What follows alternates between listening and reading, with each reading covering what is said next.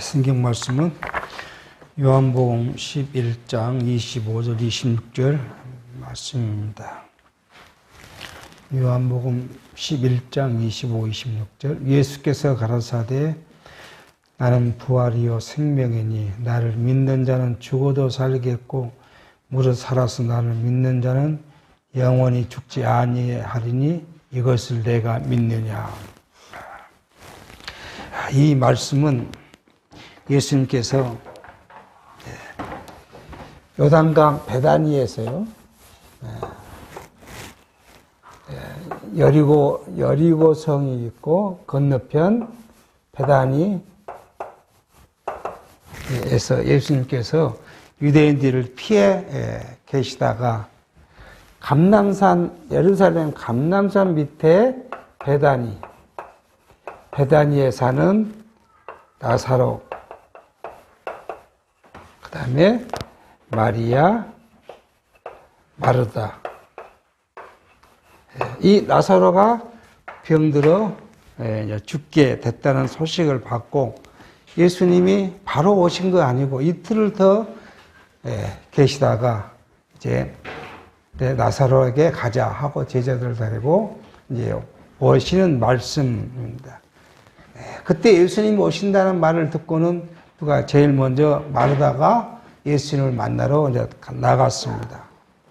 마르다가 예수님께 하는 말이 예수님이 여기 계셨으면 제 오빠 오라비 나사로가 죽지 않았을 겁니다. 그렇게 말하니까 예수님께서 지금 오늘 이 말씀을 한 겁니다.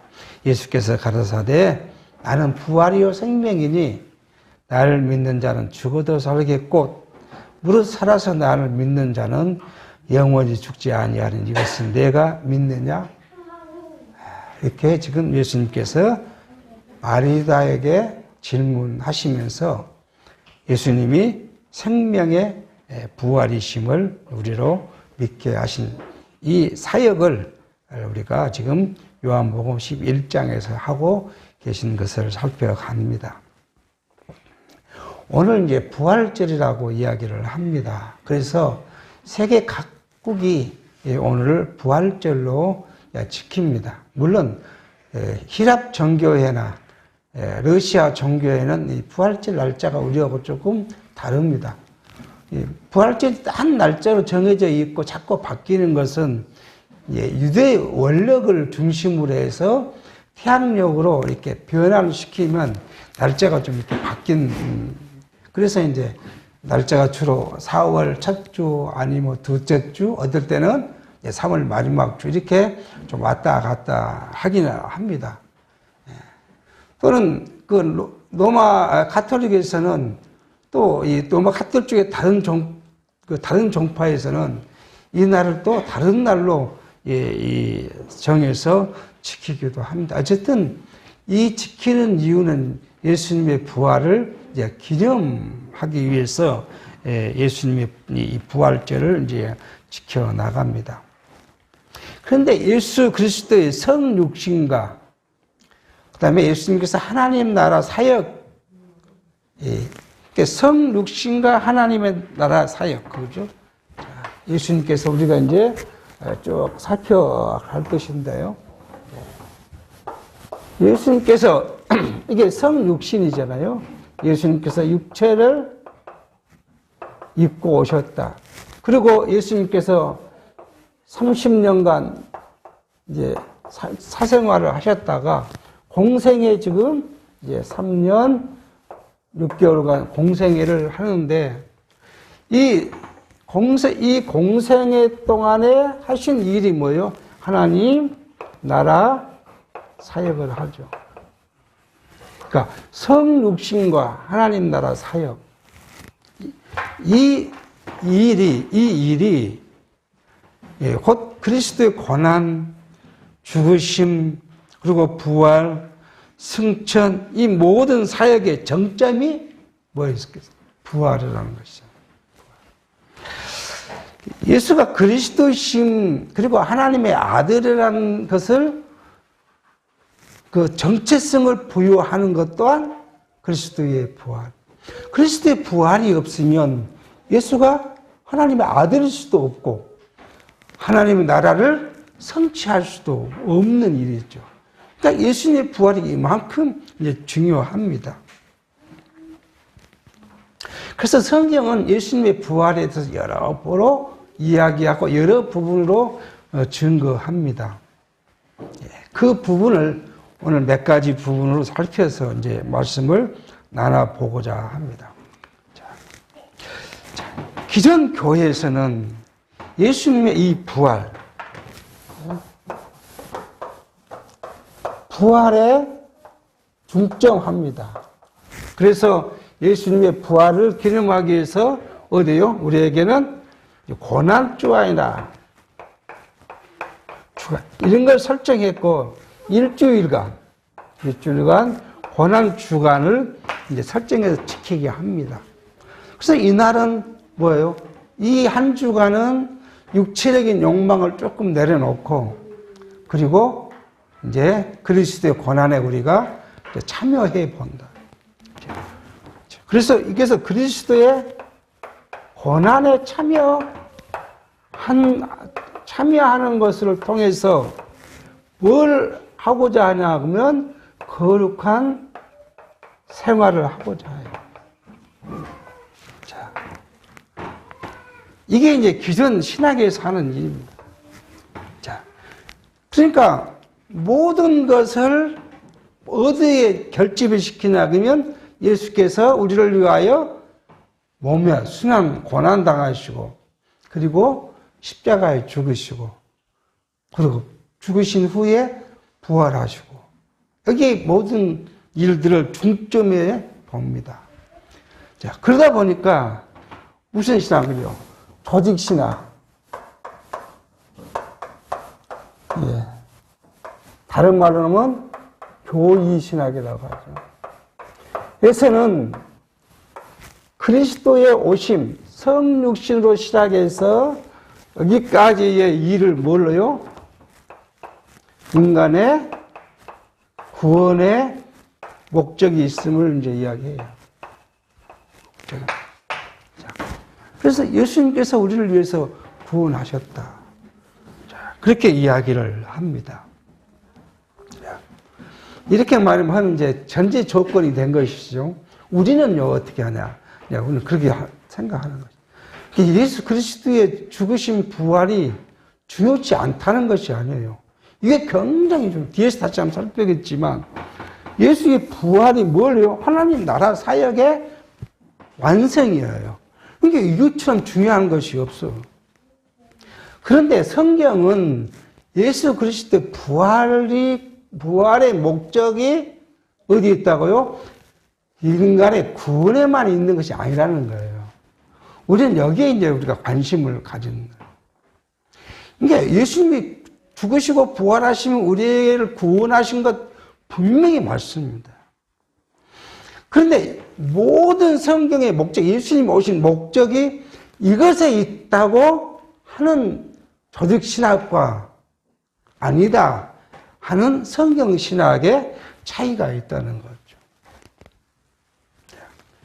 그래서 우리는 이제 첫 번째 우리가 살피려고 하는 것은 예수님께서 오신 이 부활은 뭐냐 그러면 자, 언약이죠, 언약.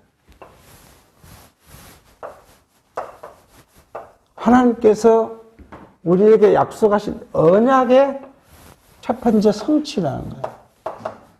그냥 예수의 죽으심과 부활은 우연한 사건이 아니라 예수님 오시기 전 이미 하나님께서 여러분과 저에게 그리고 옛날에는 이스라엘 민족에게 그 전에는 누구에게요? 우리의 조상 아담에게 한 약속을 성취한 일이라 하는 말씀입니다.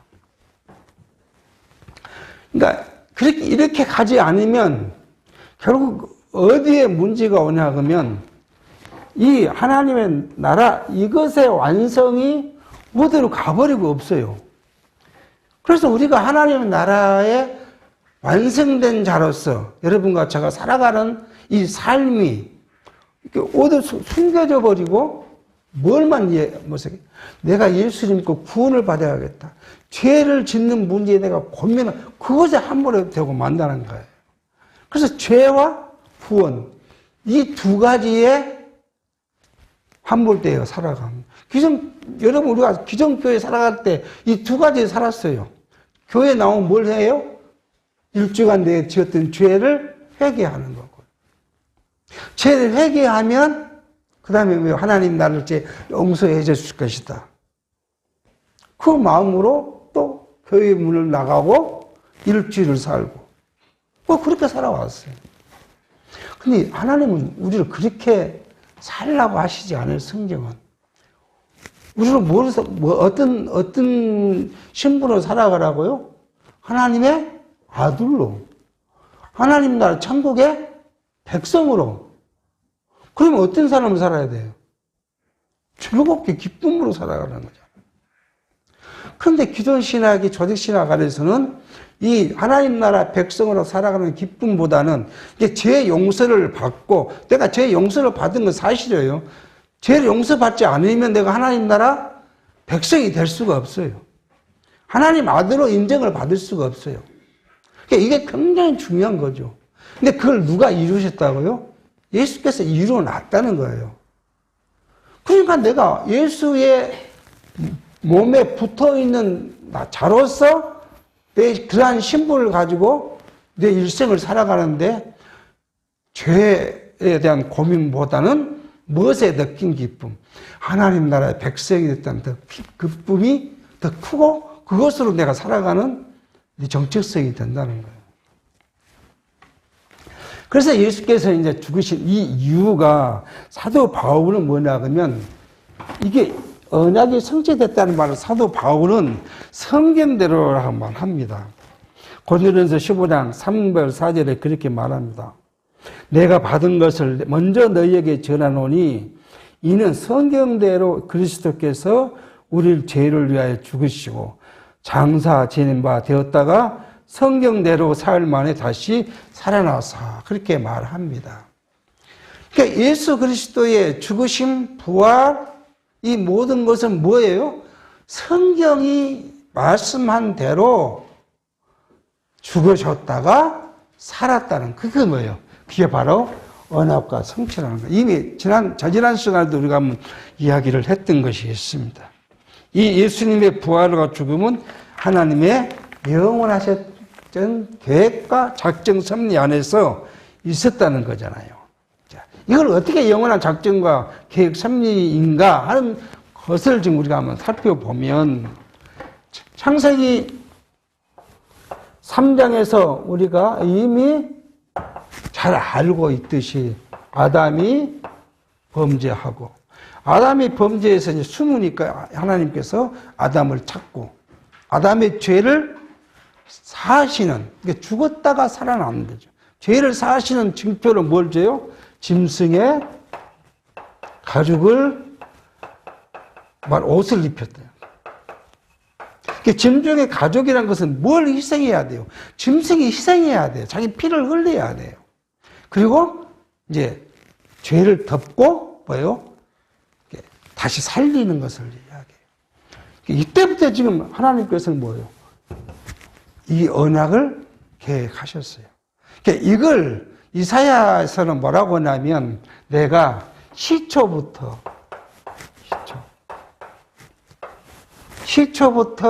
종말까지 이걸 이미 창세 전에 계획하셨다는 거예요. 그래서 우주의 만물을 만드는 것도 하나님의 계획대로 하신 것이고, 인간의 구원에 관한 것도 계획대로 섭리하신데 예정하신 대로 하셨다는 거예요. 그게 뭐예요? 그리스도의 구원의 문제예요. 그런데 문제는 여기 있어요. 이 조직신학에서는 하나님이 어떤 분이에요? 하나님은 아주 의로우신 분이에요. 또 하나님은 거룩하신 분이에요. 이 의롭고 거룩하신 분이 어떻게 죄를 만드셨겠느냐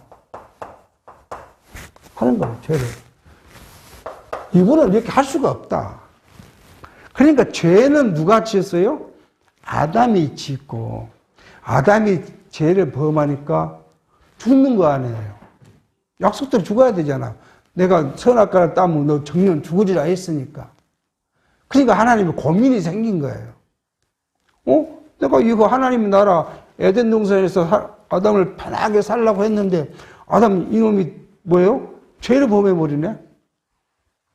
그래서 여기 예수를 그리스도를 보내서 인간의 구원을 계획하셨다는 거예요. 이게 조직신학에서 구속사 신학에서 하는 이야기입니다. 그러면 하나님은 어떤 분이에요? 하나님은 인간의 행위에 따라 쫓아다니는 분이잖아요. 인간의 행위에 따라. 그럼 전능하신 분이 아니잖아요. 우리가 수학 공식을 대비해보자고. 그럼 전능하신 분이 아니에요. 전능하신 아닌 하나님을 우리가 믿을 수 있겠냐고요. 내가 뭐 하면 하나님 두세 쫓아서 내 뒷배거리를 하고 다니는 그 신을 내가 믿을 수 있겠냐고요. 또는 그 신이 마음이 돌변해가지고 나를 엉뚱하게 만들어 수도 있잖아요. 그거 어떻게 믿어요? 그래서 구속사 신학의 맹점이 거기서 나. 그러니까 이제 자유신학자들이 구속사 신학을 공격을 한 거예요. 공격을 하니까 답변을 내고. 그러니까 자유신학자들이 봐라. 얘들은 답변 못 하잖아. 그러니까 자꾸 자유신학자들이 흘러온 것이 어디까지요, 지금요? 종교다운주의. 지금 우리나라 기독교 중에 3분의 2가 종교다운주의자들이에요. 이렇게 간 거예요. 아니, 우리하고 피가 같은 통합측도 종교다운주의로 간 거예요. 통합측이. 아직 그래도 종교다운주의를 비난하고 보수신학을 지키자 한 교파가 장로교 중에 어디요? 고신하고 합동측이에요. 야, 우리는 합동측에서 갈라 나온 것입니까? 자, 그러면 우리는 성경신앙은 뭐예요? 이미 이 죄를 누가요? 하나님께서 시초에 계획했고, 범죄케 했고, 이 구원도 계획했다는 거 아니에요. 자, 이걸 지금 이야기합니다. 예수 그리스도의 죽음, 부활은 이미 하나님께서 창세 전부터 작정하신 일이다. 아담의 범죄도 작정했고, 여러분과 저의 죄도 하나님 작정했다는 거예요. 이게 참, 우리가 이제 이걸 조심스럽게 접근해야 돼요. 우리가 육체를 살아가면서 죄를 범하고 살았잖아요. 세상에 범하는 거 말고요. 그 신령한 죄. 하나님을 멀리한 죄. 그죠? 하나님을 멀리한 죄. 하나님의 말씀을 싫어하고 세상 걸 좋아한 거. 신령한 하나님 나라는 잘 안 보이니까 싫어하고 세상 나라 좋아했던 것들. 하나님을 더 사랑하지 않고 인간을 더 사랑했던 것들. 그 말이에요, 지금. 이게 하나님 앞에 죄예요. 세상 법은 살인하고 이런 거 아니에요. 이런 거 하나님이 말한 죄가 아니에요. 심지어는요, 어떤 것이 가장 큰 죄일까요? 하나님 앞에. 제가 고민하면 여러분보다 제가 제일 죄를 많이 범하고 살았다고 생각해요. 왜요?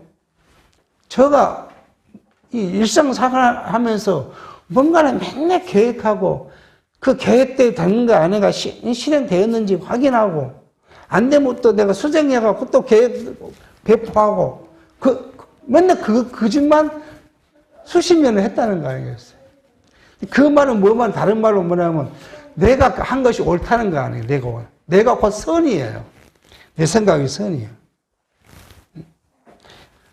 얼마나 시급한 이제 업무가 그러니까 그럴 수밖에 없는 거지만 그래서 만약 안 되면 이제 내가 힘이 부족하면 뭐 어디로 가야죠? 보고서 딱 하나 갖고 어디 갑니까? 제일 높은 사람 찾아가서 자 이렇게 감사를 했더니 이렇게 안 돌아갑니다. 이 부서는 이런 문제가 있고 저 부서는 저런 문제가 있고 그래서 이렇게 저렇게 고쳐야겠습니다. 내 생각이잖아요. 물론 규정이 있지만, 그 내가 선이에요, 내가 선. 그래 놓고는 하나님 앞에서는 내가 죄인이라 고백하지 않는 거예요. 이게 하나님 제일 싫어하는 거예요. 내가 죄를 지었으면 하나님 앞에 뭐라고요? 내가 죄인입니다. 이거 하나님 제일 좋아하는 거예요. 그런데 너 죄인인 줄 알아. 그래서 내가 내 아들 예수를 보내서 죽게 했어. 그게 하나님 제일 좋아하는 거예요. 이미 이 모든 걸 하나님이 계획해 두셨기 때문에 우리는 이걸 비방하거나 그럴 수 없다는 거예요. 이걸 우리 안에 가져오면 우리 지체가 실수한 걸 우리가 비난할 수 없어요. 왜요? 그것도 하나님의 작정과 섭리예요. 왜요? 그걸 다 하나님을 깨닫게 하기 위한 방편으로서 하신 하나님의 섭리이기 때문에. 이것이 이제 이걸 전제로 되어 있는 거예요. 하나님 그리스도의 죽음과 죄 아래에서 예수께서 죽으신 이것이 이제 전제돼서 이제 부활하셨습니다. 그러면 성경은 또 어떤 부분으로 이걸 또 예수님께서 부활하실 것을 이야기하신가 하면 우리가 좀 앞으로 올라가 보겠습니다. 자, 열왕기상에 보면은 누가요? 엘리야 선지자가 나옵니다. 엘리야 선지자가 어디요? 사렙다 시돈 땅 사렙다 가부의 아들을 살리게 합니다.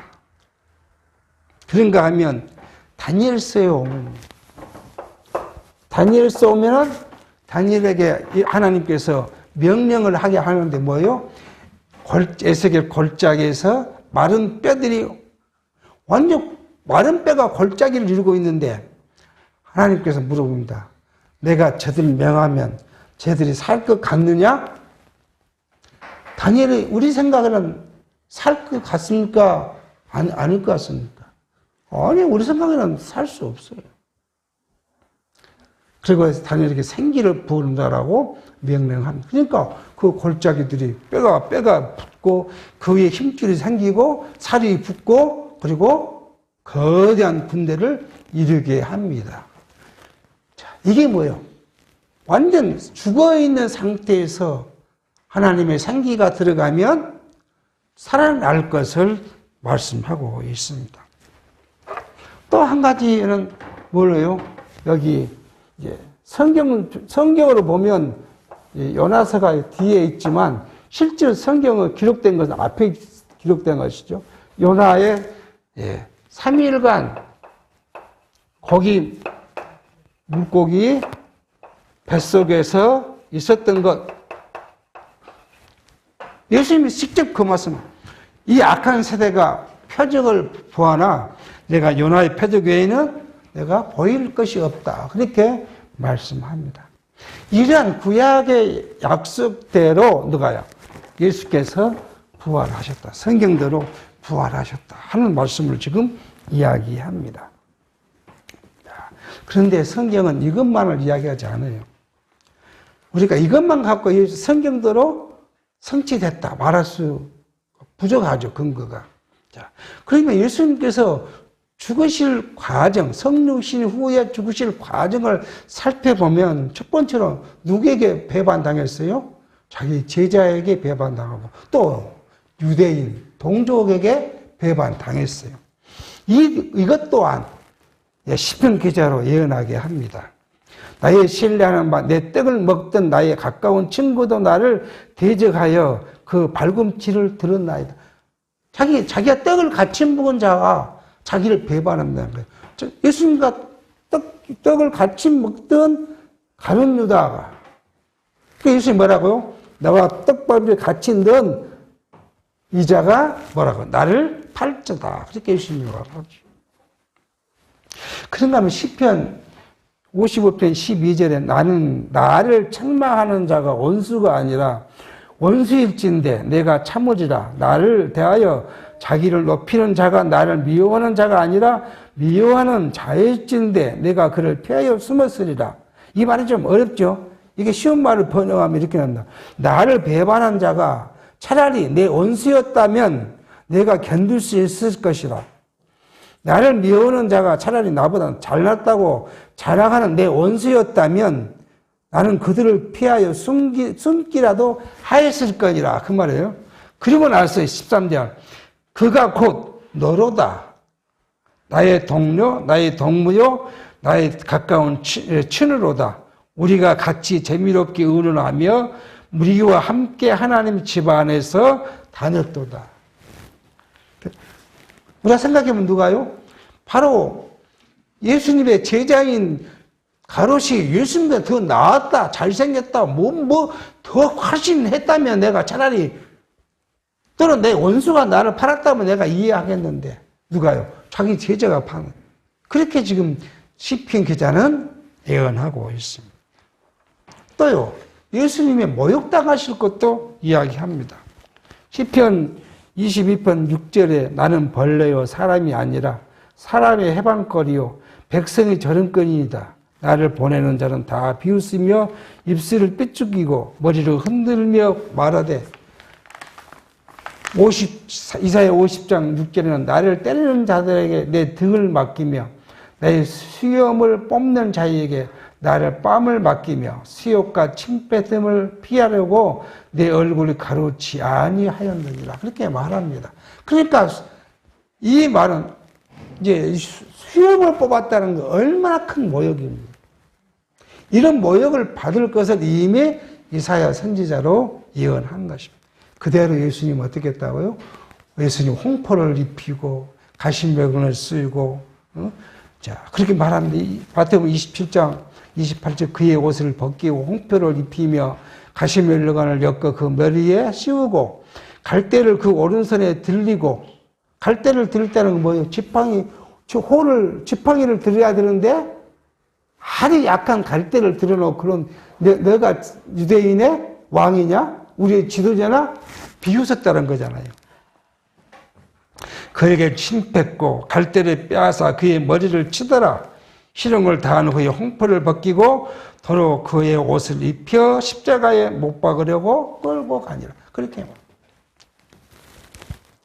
그리고 이것만을 한 것이 아니라 그 다음에 예수님은 어디요? 십자가에 못 박혀 죽어야 되는데 유대인의 사형 형법이 뭐냐 그러면 돌로 쳐 죽이는 거예요. 유대인들은. 잔악하죠? 이 생각해보면 유대인의 사형은 정말 잔악해요. 왜요? 사람들이 돌을 들고 가서 때려서 피 흘려 죽이게 하니까. 그럼 예수님도 죽으려면 그렇게 죽어야 되잖아요. 그런데 그렇게 죽지 않도록 이미 구약에 예언했다는 거예요. 민수기 21장 8절에 그렇게 말합니다. 여호와께서 모세에게 이르시되 불뱀을 만들어 장대 위에 달라 물린 자마다 그것을 보며 살리라. 모세가 놋뱀을 만들어 장대 위에 다니 뱀에게 물린 자마다 놋뱀을 쳐다본 즉 살더라. 그렇게 말합니다. 장대, 나무에 달린 자. 그래서 이 예수는 나무에 달려야 돼요. 나무에 달려야 되니까 우선 나무에 달려서 예수가 죽으려면 중요한 역사적 사실이 뭐예요? 이 시대가 로마가 지배하던 시대예요. 로마가. 그러니까 예수님께 하나님께서는 세계 역사를 이렇게 주관하셔요. 그리스도를 중심으로 한 세계 역사예요.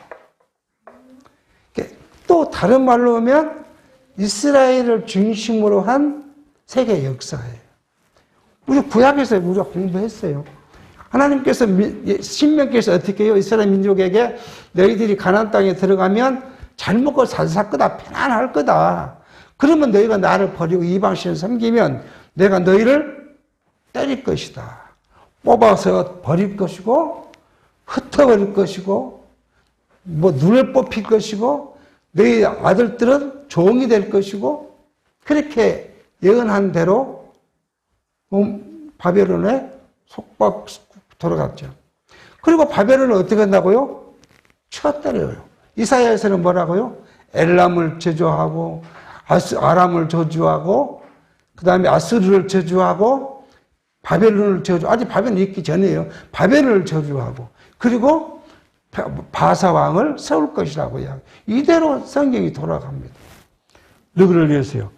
이스라엘, 유다를 징계하기 위해서.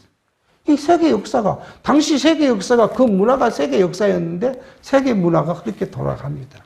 그러니까 예수님 시절에도 로마를 이스라엘의 지배국으로 만든 이유는 그리스도가 어떻게 해야 돼요? 나무에 달려 죽었어야 돼요. 그래서 나무에 달려 죽게 하십니다. 그리고 예수님이 죽으실 때 좌우편에 누가 있어요? 죄인이 죽었습니다. 이사야 53장 12절 이렇게 말합니다. 이러므로 내가 그를 정귀한 자와 함께 분깃을 얻게 하며 강한 자와 함께 탈취하는 것을 나누게 하리니 이는 그가 자기 영혼을 버려 사망에 이르게 하며 범죄자 중 하나로 해하름을 입었습니다. 그러나 실상은 그가 많은 사람의 죄를 지며 범죄를 위하여 기도하였느니라 하십니다. 범죄자와 함께 죽으실 것을 예언해 주십니다.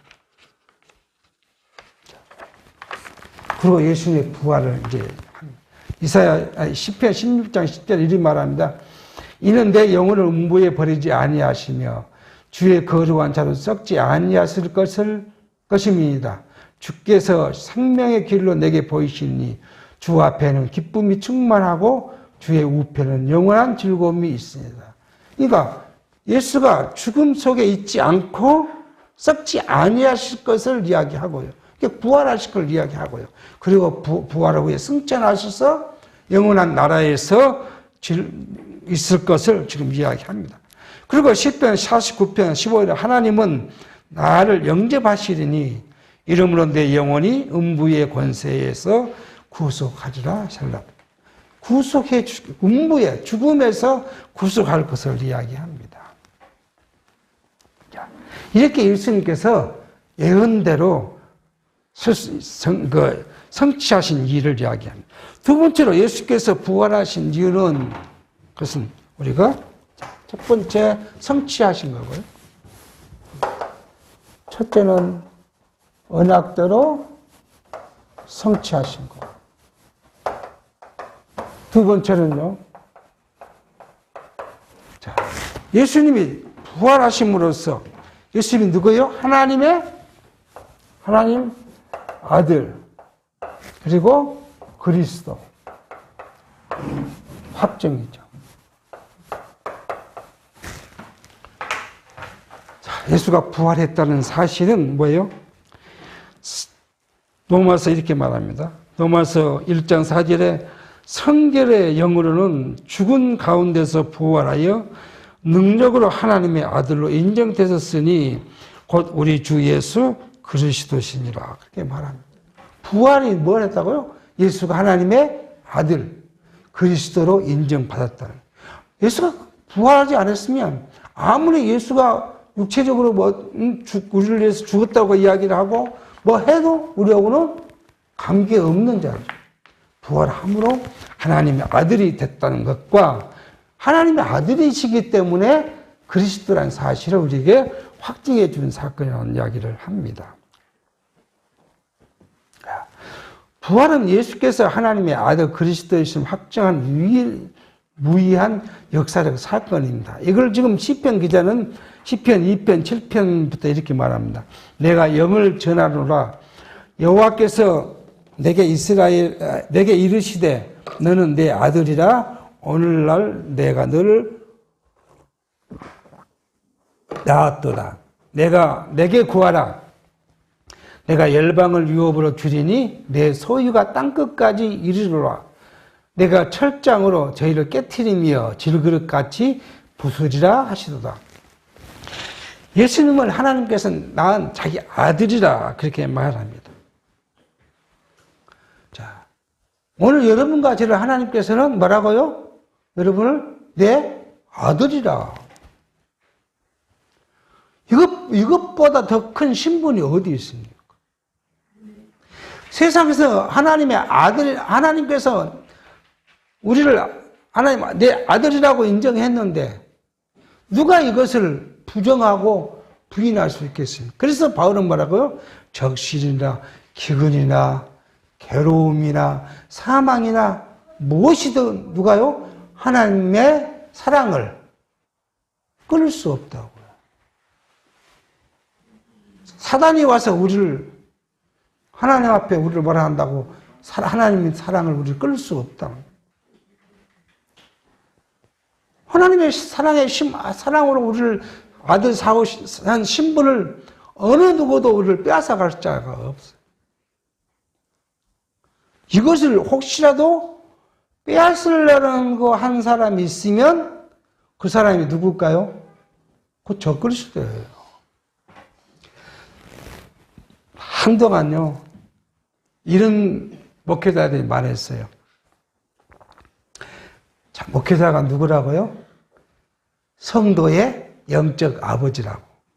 그렇게 말하는 분들이 많이 있었어요. 왜요? 우리 성도들을 하나님의 말씀을 먹이니까 아버지라는 거예요. 우리 아버지는 누구예요? 오직 하나님 한 분이에요. 그 목사가 우리 아버지가 될 수가 없어요. 그 사람이 하나님과 중간에서 하나님의 아버지 된 하나님을 뺏어서 자기가 아버지가 된다는 건 그 이단이에요, 이단이에요. 그게 적그리스도예요. 그렇게 성도들을 농락했던 사람도 있었어요. 또 어떤 사람들은요, 자기가 대제사장, 요즘도 그런 거 하더라고요. 자기가 목사는 대제사장이고, 그러면 우리는요, 우리는 아무것도 아니라고 말하기가 좀 민망하니까 성도는 뭐라고요? 제사장이라는 거예요. 성도가 제사장이고 목사는 대제사장이야. 히브리서 기자는 대제사장, 누구만 대제사장이라고요? 예수 그리스도만 대제사장. 그러면 그 사람은 지금 누구를 지금 우리하고 사이에 끼어가고 누구를 가리는 거예요? 예수 그리스도를 가리는 거예요. 대제사장 대신 예수 그리스도에 내가 붙어서 제사장인데 그걸 딱 끌어가고 자기가 대제사장이고 자기 밑에 우리는 쫄다고 와요. 제사장은. 그것이 지금 어디가 그런 이야기를 해요? 가톨릭이 그거예요. 가톨릭이요. 그래서 가톨릭 교황은 대제사장이 가장 높은 제사장이고 그 신부들, 사제들은 그 다음에 두 번째 계급의 제사장들이고 성도를 갖다 뭐라고 해요? 평신도라 그래요. 제사장도 아니고 평신도 그냥. 그러면 그 사람이 누구예요? 그게 적그리스도잖아요. 그래 적그리스도라는 거예요. 가톨릭을 우리가 이 이단이라고 말한 우리 합동층이나 이런 개신교에서 이단의 이유가 뭐냐 그러면 하나님 그리스도의 제사장 대신 그리스도를 딱 무너뜨려버리고 자기가 그걸 노릇한다는 거예요. 그래서 그들을 우리가 적그리스도라고 그러는 거예요. 자, 그러면 우리가 하나님의 아들을 그리스도 같은 하나님의 아들이 된 이 확증의 결과, 그죠? 이 결과가 뭐냐는 거예요, 결과.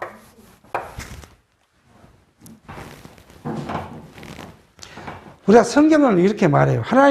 예수가 하나님 나라의 주인이시고, 하나님의 아들이 되심, 그분만이 하나님 나라를 만드시는데, 예수가 하나님 아들이 확정됨으로써 첫 번째, 하나님 나라, 복음이 시작돼요. 그래서 마태복음 4장에 뭐라고 이야기해요? 하나님의 아들 예수 그리스도 복음의 시작이라 그렇게 해요. 그 전에는 예수 그리스도가 없는 세상의 하나님 나라는 모형적인 거예요. 구약은 모형적이었다는 거예요. 두 번째는 로마서 8장 14절에 무릇 하나님의 영으로 인도함을 받은, 그죠? 하나님의 영으로 인도함을 받은, 성령의 인도함을 받은 그들은, 그 누구예요? 성도들이잖아, 성도. 하나님의 아들이라는. 두 번째는데요, 성도가, 여러분과 저가 하나님의 아들 됐다는 거예요. 바울은 다른 말로요, 우리를 하나님의 양자의 영을 주어서 우리로 하여금 하나님을 뭐라고 부르게요? 아바 아버지로 부르게 하였느니라. 그렇게 이야기를 합니다. 세 번째로는 우리가 하나님의 아들의 결과가 뭐냐 하면 요한일서 4장 15절에 누구든지 예수를 하나님의 아들이라 시인하면 하나님이 저 안에 거하시고 저도 하나님 안에 거하시고. 세 번째는 자, 우리가 예수를 하나님 아들로 인정했기 때문에 우리를 어디요? 하나님 안에 거하게 하셔요. 자, 우리가 이 말은 뭐예요? 하나님과 성도가 하나라는 하나예요. 그러니까 우리의 신령한 신분은 아주 높습니다. 천사보다도 우월합니다. 우리 신분은요. 누가 우월하니까요? 예수가 천사보다 우월하니까. 우리는 천사와 하나, 예수와 하나 되었기 때문에 우리 신분은 천사보다 우월합니다.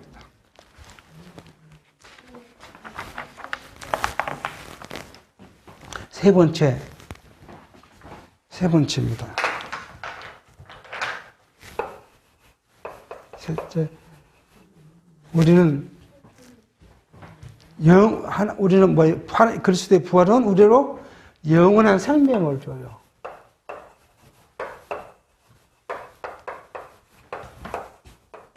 생명을 주십니다.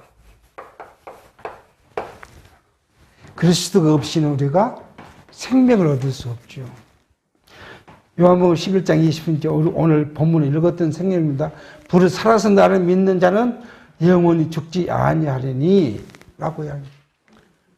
그러니까 이 질문에 마르다가 뭐라고 답합니까? 압니다. 우리 죽었다가 마지막 날에는 살 줄 압니다. 그렇게 이야기해요. 예수님은요, 이걸 믿느냐? 믿으면 그걸 부활을 볼 거다. 그래서 누구를 살려요? 나사로를 살리잖아요.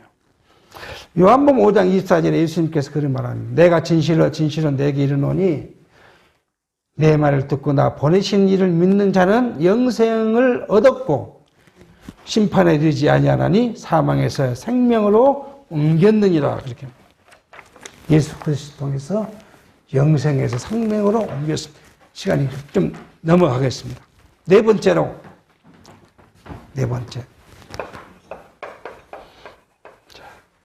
예수님의 부활은 뭐요? 하나님 나라 성취예요. 왜 예수의 부활이 하나님 나라 성취냐 하는 거죠.